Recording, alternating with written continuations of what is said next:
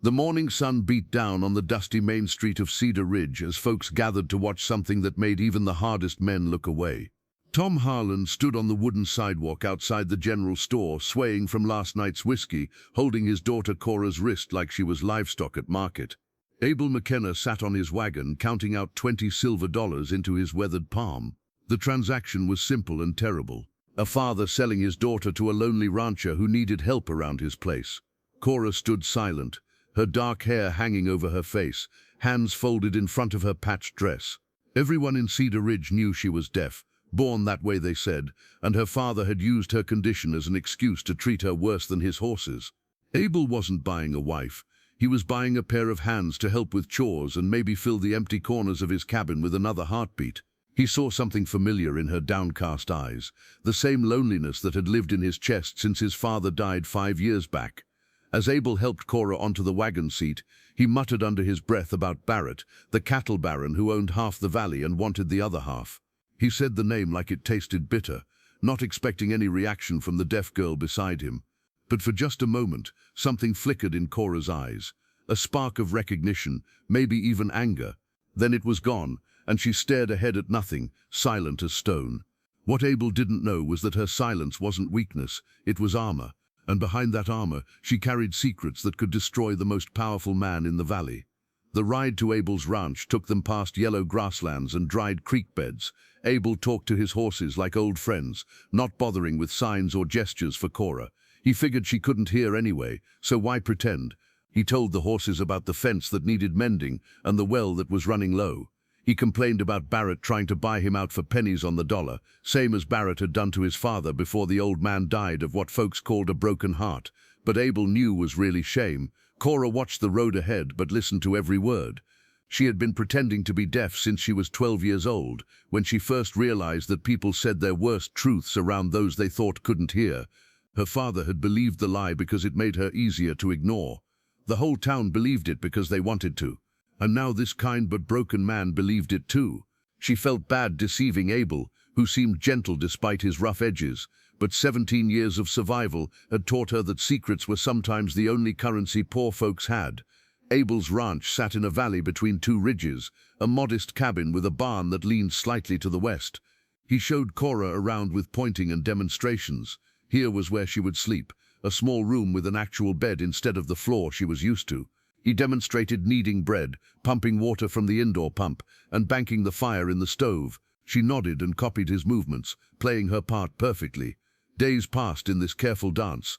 Abel would wake before dawn, start coffee, and leave biscuits and jam on the table for when Cora woke. She would clean and mend while he worked the ranch. Evenings he would sit by the fire and talk to himself or read aloud from an old almanac, never knowing she heard every word. He talked about his mother, dead 10 years now. He talked about the ranch, how it had good water rights that made Barrett want it so bad. He talked about the day his father signed papers he couldn't read and lost half their land. The first test came 3 weeks later. Cora was hanging laundry when she saw the rattlesnake coiled near the wash basket. Abel was fixing the chicken coop nearby. The snake raised its head, ready to strike. Without thinking, Abel shouted a warning. Cora jumped back instantly, too fast for someone who shouldn't have heard. Abel noticed, his eyes narrowing, but then Cora pointed at the snake and put her hand over her heart like she was showing fear. Abel killed the snake with a shovel and decided she must have seen it move. But doubt had been planted. The real trouble started when Barrett himself rode up to the ranch with 2 of his men. He was a big man with silver hair and clothes too fine for ranch country. Abel met him at the porch, keeping himself between Barrett and the cabin where Cora was working. Barrett smiled like a man who knew he held all the cards. He reminded Abel that the loan his father had taken was coming due, $300 by month's end, or the bank would foreclose. The bank that Barrett practically owned. Barrett talked freely, ignoring Cora when she brought water for the horses. He told Abel how he had tricked the old man into signing that loan, how the interest had grown like a cancer. He laughed about how Abel's father had begged at the end, offered everything just to keep the land his own father had homesteaded. Barrett's men laughed too. They talked about other families they had ruined the same way, names Cora recognized, pieces of a puzzle she had been collecting for years without knowing why. After Barrett left, Abel slumped in his chair, head in his hands. $300 might as well have been $3,000. He had maybe $40 saved, and cattle prices were down. He would lose everything, just like his father had. Cora watched him from across the room, saw the defeat in his shoulders, and made a decision that would change both their lives. She walked over to where he sat and placed her hand on his shoulder. When he looked up, she took a breath and spoke for the first time in 5 years. Her voice was rusty but clear. "Abel," she said, "I can hear you. I have always been able to hear." The shock on his face might have been funny if the moment wasn't so serious. Before he could speak, she continued, "I heard everything Barrett said, but more than that, I heard him 5 years ago when he planned what he did to your father. I was hiding in the hayloft of the livery stable, and he didn't know I was there." Abel stood so fast his chair fell over. His first instinct was anger at being deceived, but it faded quickly as he understood what she was saying. She knew. She had proof.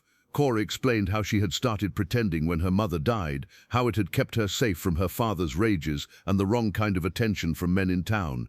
She told him about the conversation she had overheard between Barrett and Judge Wilson, who had since died, about forging documents and charging interest that wasn't legal. They talked through the night, planning carefully. The sheriff was Barrett's cousin, so going to him would be useless, but in 2 weeks a circuit judge from the state capital would be in town for the autumn land auction. Judge Franklin had a reputation for being honest, maybe the only honest law in 500 miles. If they could get Cora in front of him, if she could testify to what she had heard, they might have a chance. The challenge was keeping her ability to hear a secret until then. If Barrett found out, she would disappear like others who had crossed him.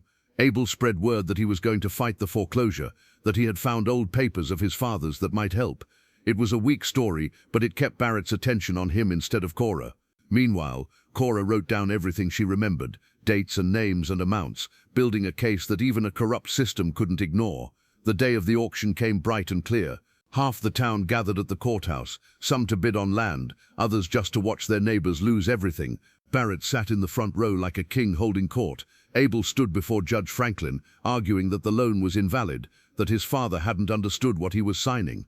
Barrett's lawyer laughed, called it desperate nonsense. The judge looked tired, ready to rule against Abel and move on. Then Cora stood up from the back of the room. People whispered, wondering what the deaf girl was doing. She walked to the front, her footsteps echoing on the wooden floor. When she reached the judge's table, she spoke in a voice none of them had ever heard. "Your Honor," she said, "I have information about how Mr. Barrett conducts his business." The room exploded in shock. The deaf girl could speak. She had been fooling them all. Barrett jumped to his feet, calling her a liar and worse. But Judge Franklin raised his hand for silence. He had seen too many frontier towns where the rich crushed the poor to dismiss any testimony without hearing it. Cora told her story calmly, clearly. She recited the conversation from 5 years ago, word for word, including details about other families Barrett had cheated. She knew which documents had been forged, which witnesses had been paid off, even where Barrett kept his second set of books. The judge's expression grew darker with every word. He asked Barrett if he wanted to respond. Barrett's face had gone from red to white. His lawyer whispered urgently in his ear. Around the room, people who had lost land to Barrett started standing up, finding courage in Cora's words. They confirmed her dates, her names. The dam had broken. Years of fear and silence ended in that courtroom. Judge Franklin ordered an immediate investigation. He froze all of Barrett's assets until state investigators could arrive. Barrett tried to leave, but the judge had the sheriff arrest him, cousin or not. The auction was cancelled. Within a month, investigators had found enough evidence to send Barrett to prison. Families got their land back. The town could breathe again. Abel and Cora returned to the ranch, different people than they had left. The silence between them was gone, replaced by real conversation. She told him about years of pretending, of the loneliness of being surrounded by people but never being able to truly connect. He told her about watching his father die of shame, of the anger he had carried like a stone in his chest. They were no longer a lonely rancher and a girl he had bought.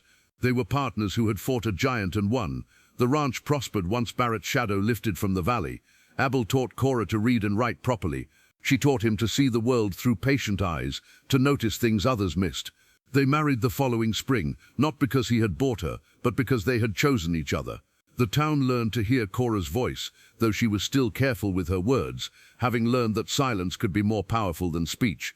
Years later, when folks told the story of how Barrett fell, they would marvel at the deaf girl who could hear, who had turned her supposed weakness into the weapon that brought down the most powerful man in the valley.